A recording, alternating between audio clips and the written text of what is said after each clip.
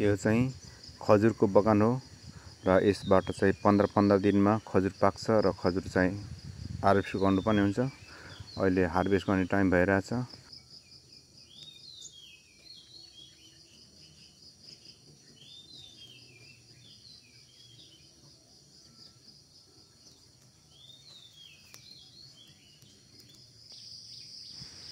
पाकेको पामफल चाहिँ यसरी खोजेर काट्नुपर्ने हुन्छ।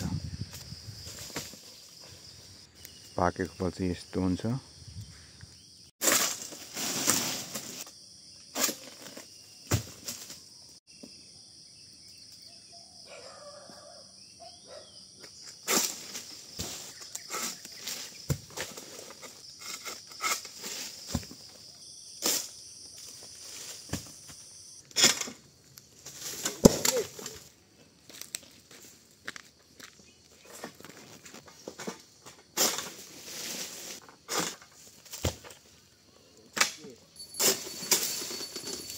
यसरी एकजनाले पाकेको फल काट्दै जान्छ भने अर्को एकजनाले चाहिँ काटेको फलहरू जम्मा गर्दै गर्छ।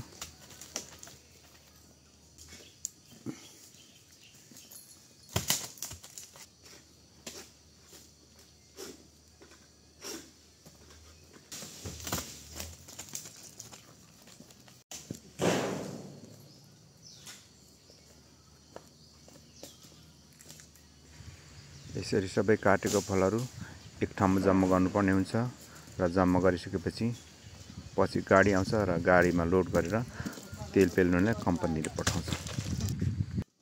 कोही फल चाहिँ ठुलो न ठुलो हुन्छ र 50-60 किलोको हुन्छ, चल्न अलि गाह्रो हुन्छ।